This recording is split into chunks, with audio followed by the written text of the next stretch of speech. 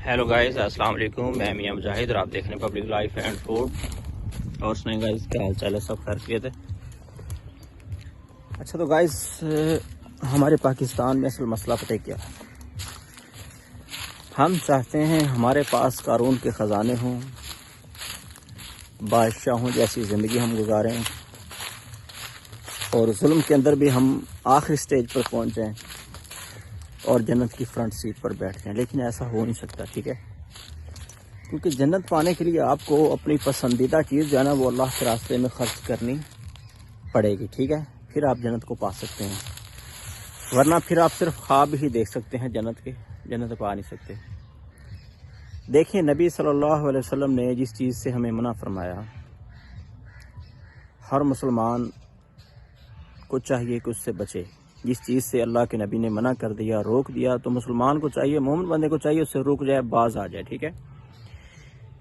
लेकिन हमारे अंदर अक्सरियत ऐसे लोगों की है जो हमारी कोशिश ये होती है कि जिस चीज़ से अल्लाह के नबी ने मना फरमाया हम वो कर गुजरते हैं। नबी सल्लल्लाहु अलैहि वसल्लम ने फरमाया, सूद से बाज आ जाओ, सूद को लेना देना तर्क कर दो, सूद हराम है, बहुत बड़ा गुनाह है। अल्लाह रब्बुल आलमीन ने कुरान मजीद के अंदर भी बार बार ये इरशाद फरमाया कि मोमिन के लिए सूद वाला कारोबार बहुत ही हराम, बहुत ही नुकसानदेह काम है, इसको छोड़ देना चाहिए, ठीक है? लेकिन हम बढ़ चढ़ के सूद पर गाड़ियां लेते हैं, सूद पर अपना पैसा जमा करवाते हैं। जिस बंदे के पास 2-4 करोड़ रुपया आता है वो कहता है बैंक में रखवा दो प्रॉफिट पर, उसका प्रॉफिट आता रहेगा, सुकून से बैठ के एंजॉय करेंगे, खाते रहेंगे। हालांकि बजाय उसको चाहिए था 2-4 करोड़ रुपए को कारोबार में इन्वेस्ट करे, अपना कोई इंडस्ट्रियल एरिया बनाए, कोई फैक्ट्री लगाए, कारखाना लगाए, जिससे लोगों को रोजगार मिले और फिर उससे जो अर्न होगा प्रॉफिट वो रिस्क हलाल होगा, ठीक है? लेकिन हम उल्टा सोचते हैं। दूसरे नंबर पर अल्लाह रब्बुल आलमीन ने और नबी सल्लल्लाहु अलैहि वसल्लम ने मना फरमाया कि खुराक के रिलेटेड जितनी चीज़ें हैं, गंदम होगी, चावल होगी, अनाज, चीनी, मतलब जितनी खुराक के रिलेटेड चीज़ें हैं उनको तो आप स्टॉक नहीं कर सकते, उनको आप ज़ख़ीरा नहीं कर सकते, उनकी ज़ख़ीरा अंदोज़ी नहीं कर सकते। उसके अंदर जो अगर आप ज़ख़ीरा करेंगे उस पर जो प्रॉफिट आएगा वो हराम होगा, क्योंकि आपका इरादा ये है इसको मैं स्टॉक करूंगा, इसका मार्केट के अंदर इसकी किल्लत आएगी और जब गंदम की या गल्ले की किसी चीज़ की भी किल्लत आएगी फिर उसका रेट अप होगा, बढ़ेगा रेट, जो गरीब लोगों की पहुंच से निकल जाएगा। तो क्या बहसीयत इंसान, अगर इंसान गौर फिक्र करे या क्या ऐसा अमल ठीक है कि एक तरफ तो लोग भूखे मर रहे हों महंगाई की वजह से और दूसरी नंबर पर ये सेठ साहब, ये हाजी साहब अपना पैसा लगा के, अपना सरमाया इन्वेस्ट करके और पूरी फैक्ट्री की 2-2 महीने की प्रोडक्शन ख़रीद लें चीनी की, और चावलों के जनाब हज़ारों टन ख़रीद लें एकदम से, और गंदम के हज़ारों टन लेके उसको स्टॉक कर लें ताकि मार्केट के अंदर किल्लत बढ़ जाए, उसका रेट बढ़ जाए। तो क्या इसकी प्रॉफिट हलाल होगी? नहीं। अल्लाह के नबी ने जब मना फरमा दिया कि ज़ख़ीरा अंदोज़ी करने की जो कमाई है वो हराम है, नहीं ले सकते तुम, तो फिर हम किस डगर पर चल रहे हैं? पाकिस्तान में सिर्फ 2 ही कारोबार हैं। पहले नंबर पर ज़ख़ीरा अंदोज़ी, चीज़ें ले लो, स्टॉक कर लो और जब रेट बढ़ेगा फिर बेच लेना। दूसरे नंबर पर प्रॉपर्टी है, हर बंदा प्रॉपर्टी के अंदर पैसा इन्वेस्ट करो। एक प्लॉट को 200-200, 400-400 बंदा है और खरीद के रिपीट कर रहे हैं। एक बंदा खरीदता है, दूसरा बेचता है, दूसरे को तीसरा बेचता है, चौथे को 5वें को बेचता है। मतलब में आपस में एक दूसरे को पैसा लेके उसको बढ़ा चढ़ा के प्लाट की कीमत एक मरले की 10 लाख रुपए तक जब पहुंच जाती है, और माड़ा बंदा कहां से अपना घर अफोर्ड कर सकता है, कहां से वो अपना घर बनाएगा? इसीलिए तो दीन इस्लाम ने जरूरत से ज्यादा जो जायद घर है वो घर भी नहीं बना सकते। लेकिन हमारा सारी इन्वेस्ट ही इन्हीं चीजों के अंदर है।